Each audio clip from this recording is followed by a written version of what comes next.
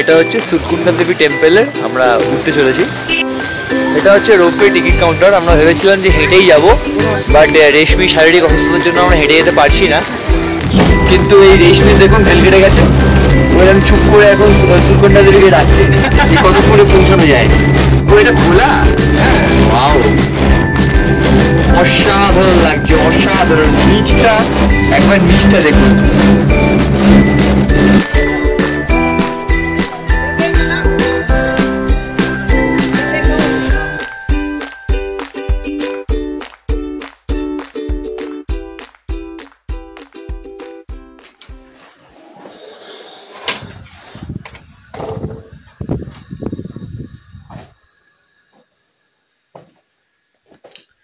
Good morning সবাইকে, ধানাউল্টি থেকে নতুন একটা এপিসোডে, নতুন এক দিনে। কালকে ঠিক না, ধানাউল্টিতে এত ঠান্ডা, মানে বিশ্বাস করতে পারবেন না। এই যে এইটুকু জাস্ট উইন্ডোটা আমার খোলা আছে, মানে বুকে পাঁজর ফুটো করে দেওয়ার মতো হাওয়া ঢুকছে, ঠান্ডা। তো আমরা এখন যাব হচ্ছে সারকুন্ডা দেবী টেম্পলে। সারকুন্ডা দেবী টেম্পল হচ্ছে সতীপীঠের 51 পীঠের কিন্তু একটা পীঠ। আর ধানাউল্টিতে কালকে আমরা ইকো পার্ক অলরেডি দেখে নিয়েছি, দেখার মতো আর বিশেষ কিছু নেই। আমরা রেডি হয়ে সবাই এই ঠান্ডাতে, প্রায় টেম্পারেচার 0 to 1 ডিগ্রি হবে, সেই টেম্পারেচারে সবাই চান করে এখন আমরা এগোবো সারকুন্ডা দেবীর টেম্পলের উদ্দেশ্যে। আজকে হয়তো ব্লগটা খুব বড় হবে না, বেশি ক্লিপিংস আমরা নিতে পারবো না, কারণ খুব বেশি সাইট সিনিং নেই। আর আমি এটা বিশ্বাস করি যে খুব বেশি সাইট সিনিং করতে কিন্তু পাহাড়ে আসা উচিত নয়, কারণ ব্যস্ততাপূর্ণ জীবন থেকে দুদিন নিরিবিলিতে এরম একটা প্রকৃতির মাঝে, এরম একটা হোটেলে বন্ধুদের সাথে বা প্রিয়জনের সাথে বা ফ্যামিলির সাথে সময় যদি স্পেন্ড করা যায়, সেটাই কিন্তু আসল মানসিক শান্তি। কারণ এখানে যদি দুটো কৃত্রিম অ্যামিউজমেন্ট পার্ক করে দিত, একটা কৃত্রিম লেক করে দিত, তাহলে কিন্তু সেটা বেশি সুন্দর হতো না এই প্রকৃতির মাঝে, আসল যে প্রকৃতির মাঝে নিজেকে মেলে ধরার থেকে। তাই এখন সারকুন্ডা দেবী টেম্পলে যাচ্ছি, আপনাদেরকেও নিয়ে যাচ্ছি, চলুন।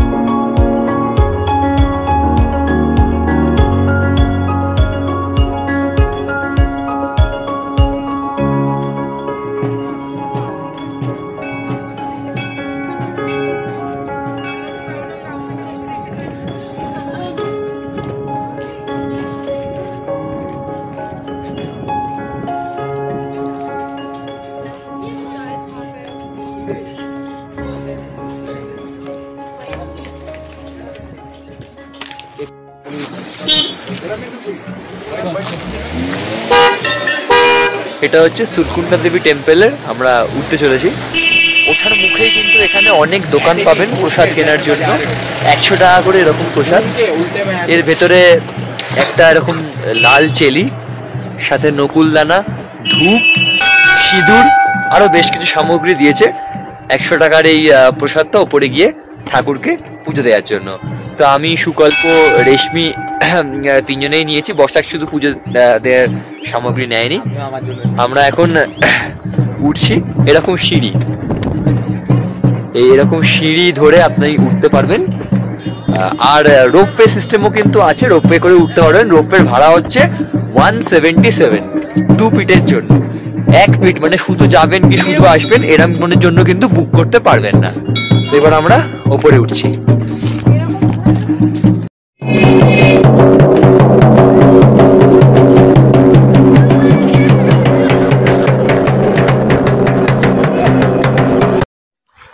রোপওয়ের ভাড়া কিন্তু নিচে সঠিক লেখা নেই, নিচে লেখা ছিল 177 যেটা আপনাদের বললাম, বাট 205 টাকা এখানকার লোকাল লোক বললো। রোপওয়েতে আমরা যাচ্ছি না, হেঁটেই উঠছি। রেশমির একটু শ্বাসকষ্ট হচ্ছে। আমরা খালিয়াটপ ট্রেক করেছি, আপনারা দেখেছেন, না দেখে দেখলে দেখে নিতে পারেন। বাট এই সিঁড়িটা কিন্তু অত্যাধিক খাড়াই, আমারও কষ্ট হচ্ছে। জানি না কতটা বলতে বলতে উঠতে পারবো, খুবই কষ্ট হচ্ছে বলতে বলতে ওঠা। যতটা পারবো দেখাচ্ছি আপনারা অবশ্যই।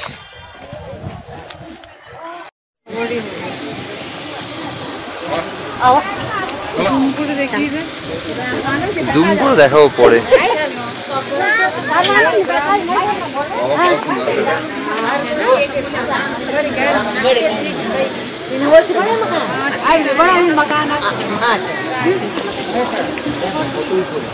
রাস্তাটা যদি খালিয়াটপের মতো এরকম হতো কোনো রাস্তা। এটা হচ্ছে রোপওয়ে টিকিট কাউন্টার। আমরা ভেবেছিলাম যে হেঁটেই যাবো, বাট রেশমি শারীরিক অসুস্থতার জন্য আমরা হেঁটে যেতে পারছি না। আর মন্দিরটাও কিন্তু খুব একটা কাছে না, মন্দিরটা অনেকটা উপরে। আপনার দেখাচ্ছি, ওইটা হচ্ছে মন্দির। তো আমাদের এই রাস্তাটা এরকম এঁকে বেঁকে আমাদের ওইখানে পৌঁছতে হবে। এটা টিকিট কাউন্টার, 205 টাকা করে টিকিট। একটা রোপওয়েতে 4 জনের এন্ট্রি। পেটস অ্যালাউ নয় স্পষ্ট লেখা আছে, আর কিছু গাইডলাইন্স লেখা আছে। আর আমরা এখন টিকিট করতে বসার লাইনে আছে। টিকিট করিয়ে আমরা সুরকন্ডা দেবী টেম্পলের উদ্দেশ্যে যাব।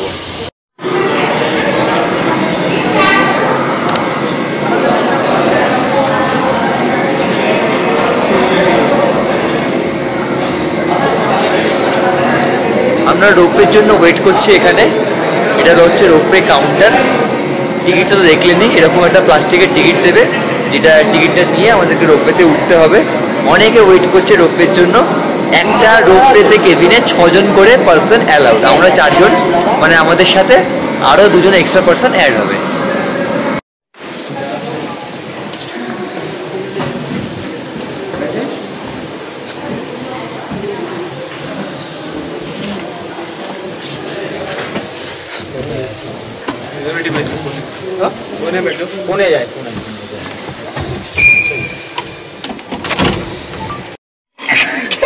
বসে পড়েছি রোপওয়েতে।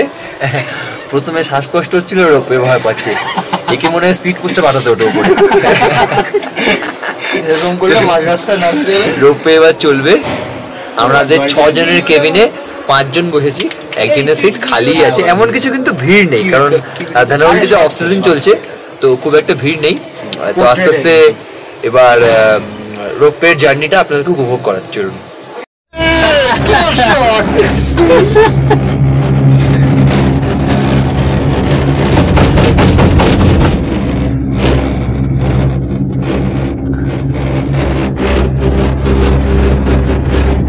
এক্সপিরিয়েন্স কিন্তু অসাধারণ।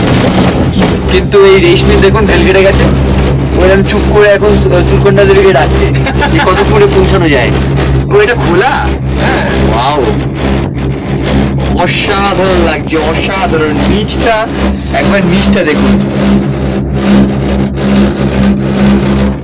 দেখুন এই দেখুন, সত্যি কেঁদে ফেলেছে ভাই। অসাধারণ ভাই, হিমালয় দেখা যাচ্ছে। দেখ थोड़ा फॉग है। हाँ थोड़ा फॉग है।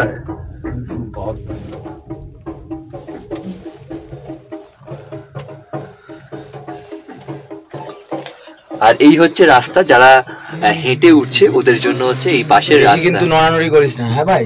মরবো কেন? দাঁড়িয়ে যায় সব উপরে, এক সময় দাঁড়িয়ে যায়। আমার মতে বলে আপনারা যদি হেঁটে ওঠেন উঠতে পারেন, বাট যদি চান তো একবার এই রোপওয়ের মজা নিন। অসাধারণ। ডিস্টেন্সটাও কিন্তু অনেকটা, 205 টাকা হিসেবে অনেকটাই। কারণ ভাট্টা ফলসের যে রোপওয়েটা ছিল, কত করে ভাড়া ছিল ভাই?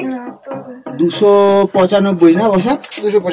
275 টাকা ভাড়া ছিল ভাট্টা ফলসেরটা। একদম ছোট্ট ডিস্টেন্স, বাট এটা 205 টাকা, কিন্তু অনেকটা ডিস্টেন্স। প্লাস রাস্তাটা কিন্তু হেঁটে ওঠার জন্য অনেকটাই কঠিন, তাই আপনারা কিন্তু এভাবে উঠতে পারেন। বেশ অসাধারণ লাগবে, অসাধারণ লাগবে জার্নিটা। मैं तेरे साथ चलूंगा।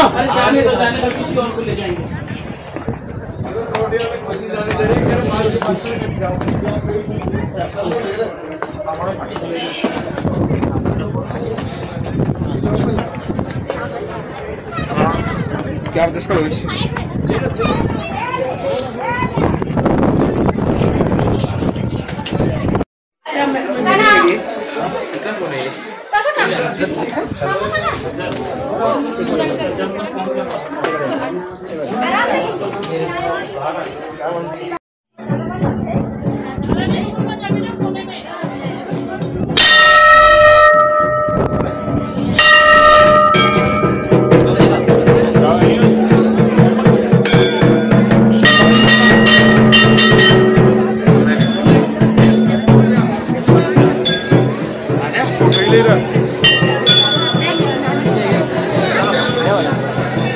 ভাই ভিউটা দেখেছিস?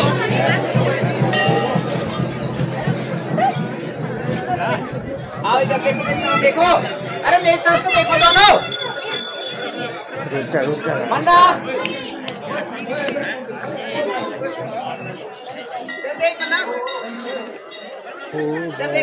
हम कहां জানি না ক্যামেরায় কতটুকু দেখলেন, কিন্তু খালি চোখে দেখে মুগ্ধ। এই মন্দির থেকে আপনি রোপওয়ে করে আসুন, হেঁটে আসুন, স্পিড পোস্টে আসুন, যে করেই আসুন, এই ভিউ ওহ অসাধারণ। এতদিন ধরে যা ঠান্ডা লাগছিল, খাওয়ার দাম নিচ্ছিল, সব বিরক্ত এক নিমেষে হাওয়া এই দৃশ্যর কাছে। এটা যমুনোত্রী যেটা ঢেকে গেছে, শুকালো বোঝা যাচ্ছে দেখুন, এটা যমুনোত্রী, এটা ঢেকে গেছে, এটা যমুনোত্রী। তার পাশেরটা এটা গঙ্গোত্রী, তার পাশের এটা গঙ্গোত্রী। যেটা হচ্ছে চূড়া দেখা যাচ্ছে ওটা কেদারনাথ, চূড়াটা হচ্ছে কেদারনাথ, আর সাইডের এটা যেটা চূড়া নেই একদম ফ্ল্যাট যেটা বদ্রীনাথ, ওটা বদ্রীনাথ। এই হচ্ছে চারধাম রেঞ্জ। দেখুন চারধামেরও কিন্তু আপনাদেরকে একটা ট্যুর করিয়ে দিলাম, সামনে না গিয়ে দূর থেকে। আর মন্দিরটা তো বলার মতো কিছু নেই মন্দিরটা। আর এই আমাদের এখন ক্যামেরাম্যান। একটা কথা, এটাকে আমি অফ করে দিই, আমি এটা দিয়ে দেখতে পাবো তো? এটা অফ করে দিলে এটা দিয়ে, আর এটা অন করলে হ্যাঁ এখানে দেখতে হবে। এবার অনেকক্ষণ ধরে দাঁড়িয়ে আমরা ফটোশুট করলাম, করবো নাই বা কেন এরকম একটা জায়গা থেকে। এবার চলুন মন্দিরটা আপনাদের একটু ট্যুর করাই। গ্লাসটা দিয়ে দাও, একটা সেকেন্ড ধরো।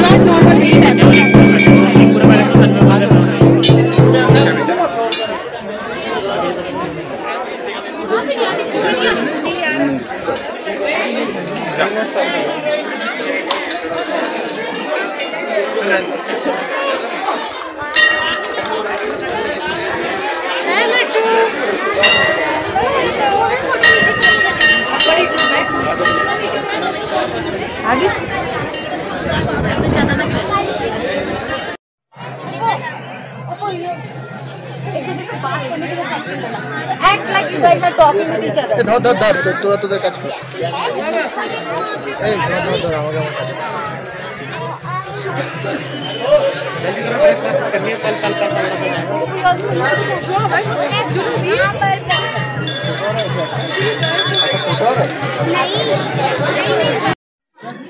আমাদের পুজো হয়ে গেছে, মাথায় তিলক দেখেই বুঝতে পারছেন।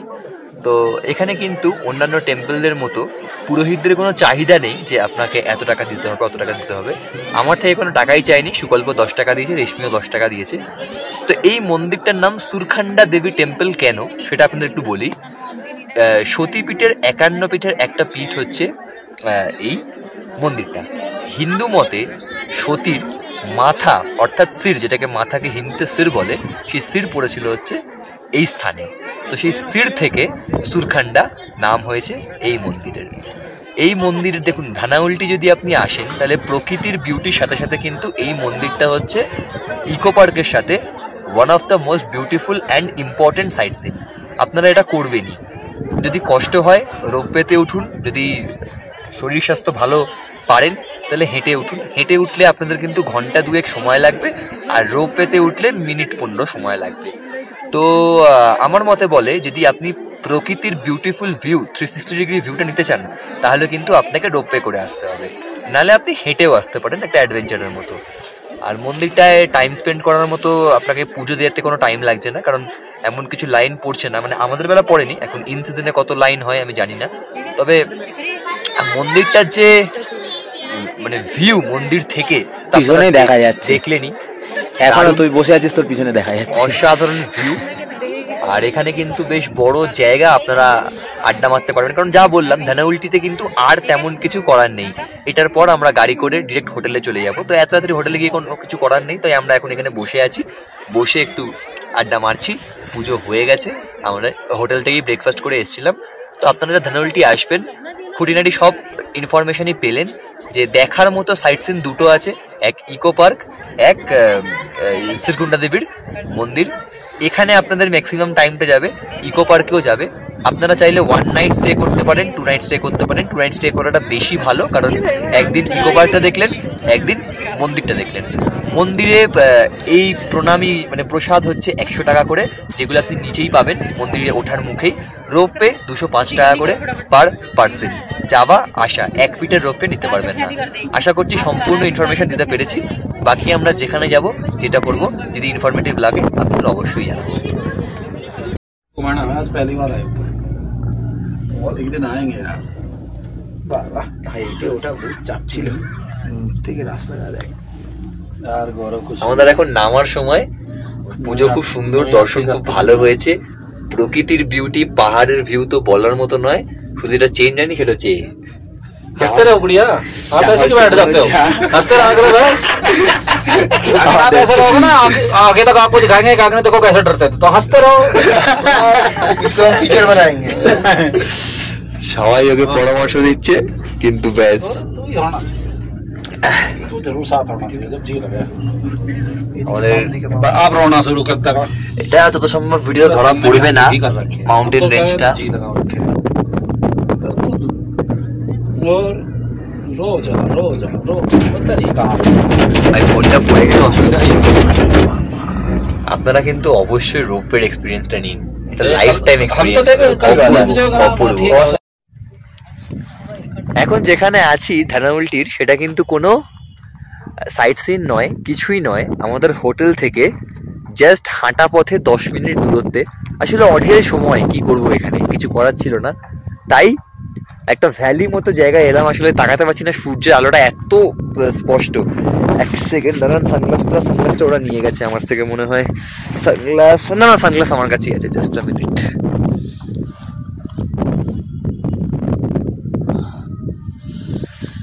হ্যাঁ, ছোটবেলা থেকে অনেক ইচ্ছা ছিল পাহাড়ে একটা বাড়ি করব।